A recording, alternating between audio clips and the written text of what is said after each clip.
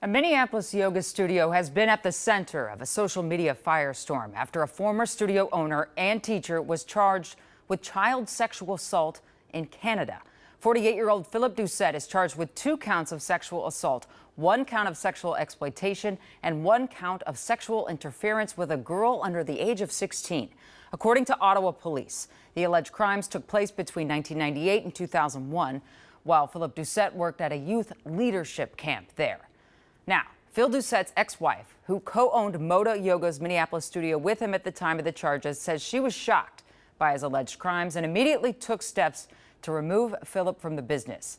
But a group of his former yoga students and employees say they aren't surprised by these charges, and they have started a social media campaign sharing allegations of misconduct from his time at the studio in Minneapolis. Kent talked to 2 of those former employees, and he talked to that former co-owner. Kent, what about Philip Doucette, though?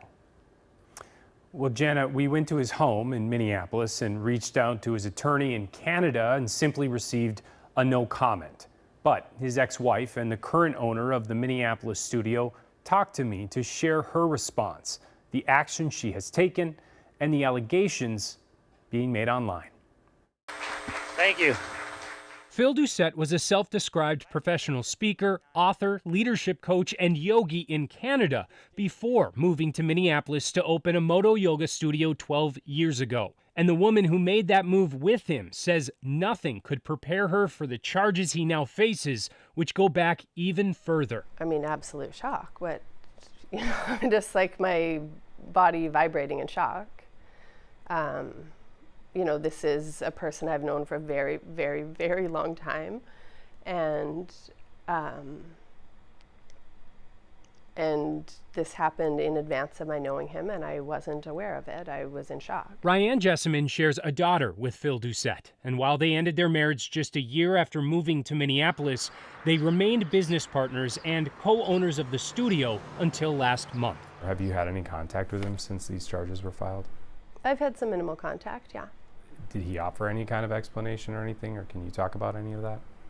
I haven't asked him about any of that. I cannot be responsible for my business partner's actions in the time before I knew him. What I am responsible for is the Modo Yoga Minneapolis community. So I kept my lens on protecting my children and making sure that he was removed from the Minneapolis studio in an expedited way. According to Ottawa police, Phil Doucette was charged back on May 23rd. But in a statement, the CEO of Modo Yoga International, which oversees more than 50 studios, says they learned of these charges on June 5th. And Phil Doucette was immediately removed as owner of the studio. When did you find out? I was made aware the last day of May. And at that point, I immediately removed Phil from the studio premises and worked very expedited to remove him from all ownership, and I removed him from classes immediately as well. But as word of the criminal charges became more widely known, public criticism began to build on social media about how those changes were communicated. I told people he was on a mental health break, and you can imagine he was absolutely on a mental health break at that time. Once I was able to purchase his shares and share more, then I shared that as immediately as I could. But if he's charged with sexual assault and you're not relaying that piece of it, do you understand why people would be concerned? I don't think that was my responsibility, and it's been made very clear to me that my responsibility was to remove him from the business as quickly as possible. Made clear by who? By my therapist, by my lawyer, in my heart, knowing he needed to be removed immediately. In the weeks since his removal, backlash has only grown louder online, with several students and employees cutting ties with the studio, and many sharing posts accusing Doucette of inappropriate behavior, and some alleging that he groomed them while he was teaching at Modo in Minneapolis. He just really used his place in our community and his power to manipulate these women when they were vulnerable. Callie Nabla, a former Modo Yoga student and instructor, along with Callie Prairie, a former manager, say they heard multiple stories of inappropriate conduct involving Doucette while working at the studio. And both say they left in 2021 after trying to take action. I think I feel guilty because both Callie and I tried to help a victim you know, the victim didn't want to go to the police, didn't want to go further than just within the community, but then nothing was resolved. They did put Phil on leave. It was paid leave, and I know it was paid leave because I was paying him. I was doing payroll. So he didn't teach in the studio for about 6 to 8 weeks. We were told we had to tell everyone he was on a mental health break. He was struggling because of the pandemic. That was an HR issue that was being investigated, and it was not investigated by me. It was investigated by an arm's length third party who said it is clear for Phil to return to that schedule. What did you tell customers who were asking about Phil's whereabouts at that time? I had told them that he was on a mental health break, and that would be a breach to say otherwise to something being investigated. When I did report this to Ryan, she told me that Phil had a history of using his power to manipulate yoga students, and that he was going to go to therapy, and if she felt like she needed to, she would buy him out of the business at that time. Do you remember having any conversations in which you acknowledged that he would use his influence inappropriately with other women?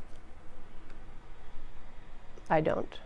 Both Ryan and the Modo Yoga CEO have asked anyone who has experienced or witnessed any form of misconduct at any Modo Yoga studio to reach out directly or anonymously through the website. I have not tuned into any social media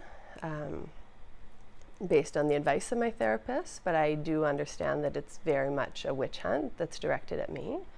While I don't know the details of that, I would ask again that anyone talking on social media go to a proper channel where that information can be heard and processed and addressed in a meaningful way, as opposed to an online witch hunt.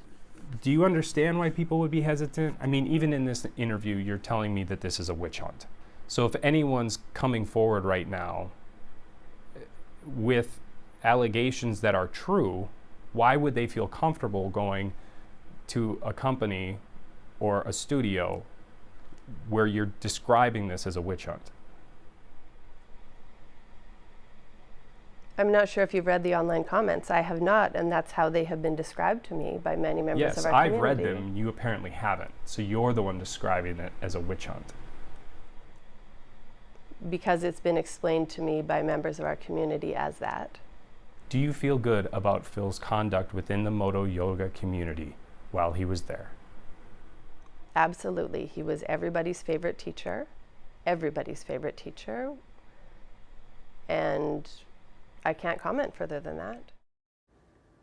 At the time of that interview, just a few days ago, Ryan Jessamine was still teaching at the Minneapolis studio, but this afternoon she informed me that she has handed over leadership to a new studio director and that she is now far from Minnesota for good, she said.